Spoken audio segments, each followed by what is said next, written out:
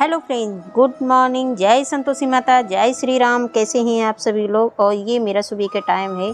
जैसा कि हम सभी ने अपने घरों के बड़ों से सुना ही है कि शाम को सूरज डूबने के बाद झाड़ू नहीं लगनी चाहिए, और ना शाम को झाड़ू लगाने से माता रानी रुष्ट हो जाती हैं।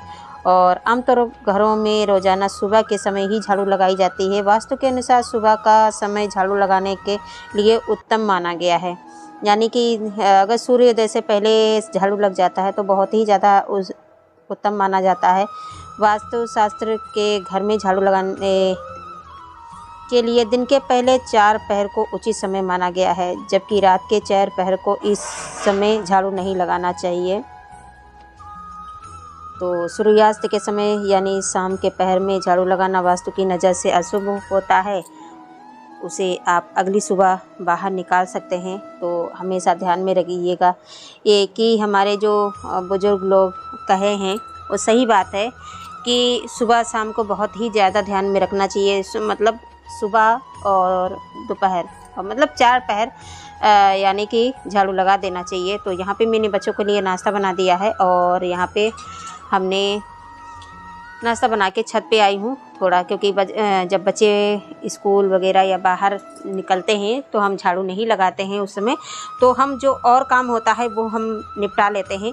तो सबसे ज़्यादा काम यही रहता है कि गमलों में पानी डालना।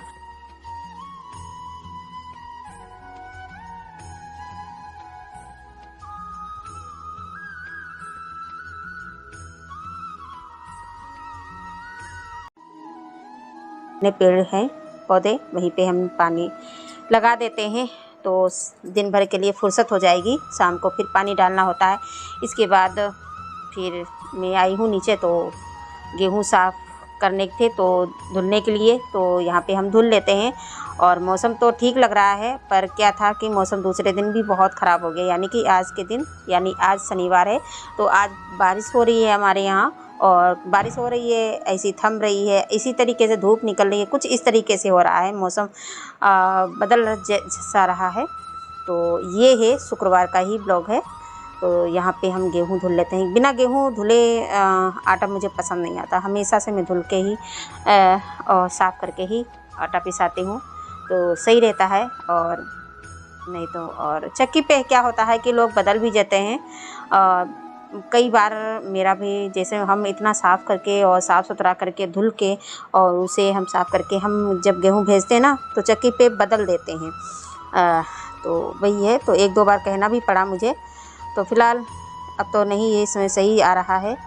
और तो यहाँ पे अब हम गेहूँ सभी से उठवा के, अपने हस्बैंड से उठवा के यहाँ पे रखवा दिया है, और डाल देंगे तो थोड़ा बहुत सूख जाएगा। और क्योंकि आटा भी ख़त्म होने वाला है। 2 बार मैंने बाहर से मंगाया है, क्योंकि तबीयत नहीं ठीक हो थी तो मैंने गेहूँ नहीं धुल पाए थे। तो फिर 2 बार मैंने बाहर से यानी कि मार्केट से मंगाया आटा। तो मुझे पसंद नहीं आता है, क्योंकि वो रोटियां होती ना ऐंठ जैसी जाती हैं। और ताज़ी ताज़ी तो रोटियां अच्छी लगती हैं, फिर ना रख जाती हैं ना 1 घंटे के लिए, तो फिर इसके बाद ऐंठ जाती हैं, तो चिमनी जैसी हो जाती हैं। तो वो मुझे पसंद नहीं है। घर की जो खुद के गेहूं के, मतलब घर का जो गेहूं होता है, उसका आटा ना बहुत अच्छा होता है और हेल्दी भी होता है। तो ये है।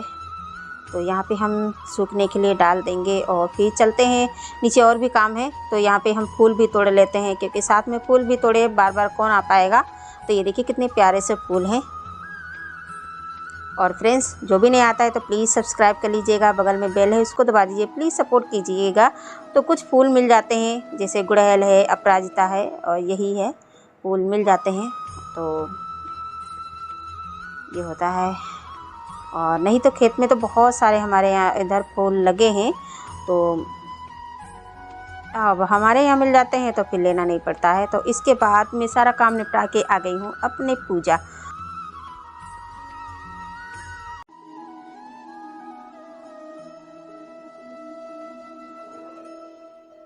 और अब हम चलते हैं लड्डू गोपाल की पूजा करने, यानी कि उनका जो है पूजा पाठ, नहलाना धुलाना, उनके कपड़े पहनाना।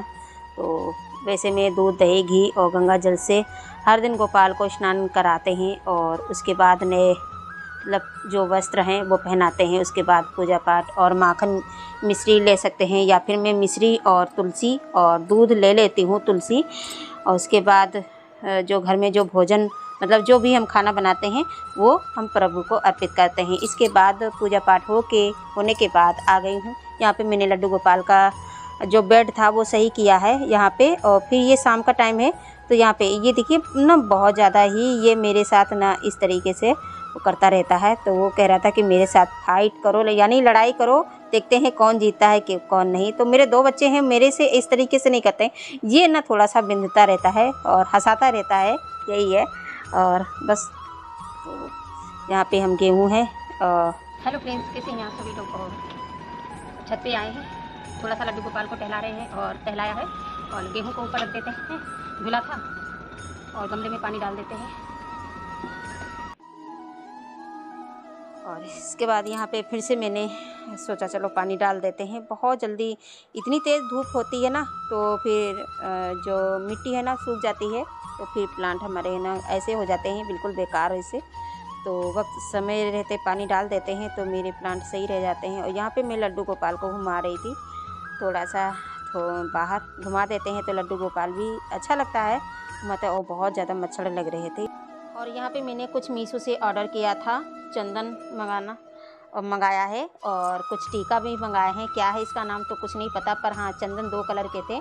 और वैसे हमारे मतलब सुना भी है और कहते भी हैं कि जो मानसिक एकाग्रता के साथ चंदन का तिलक जो संकल्प शक्ति को भी मजबूत करता है और अनिद्रा, तनाव, दर्द व बुखार जैसी बीमारियों को भी दूर करने में चंदन का तिलक बहुत ही सहायता माना गया है। तो मनुष्य में सकारात्मक शक्ति के संचार के साथ चंदन और सौभाग्य से में भी वृद्धि होने की धार्मिक मान्यता है। इसीलिए मैंने चंदन मंगाया है, जो कि बच्चों को भी लगाया करेंगे। और कुछ तो है हमारे वैसे हिसाब से तो और वैसे भी पूजा पाठ में भी चंदन और लकड़ी का बहुत ज़रूरी होता है, तो इसीलिए मंगाया है। और कुछ आधा आधा कर लूँगी, कुछ अपने लिए लगाने के लिए और अपने लड्डू गोपाल और भोलेनाथ को लगाने के लिए। तो वैसे चंदन का ही काम आता है। और कुछ इस तरीके से ये देखिए ओम बना है और जय श्री राम तिलक कुछ इस तरीके से है, बहुत अच्छा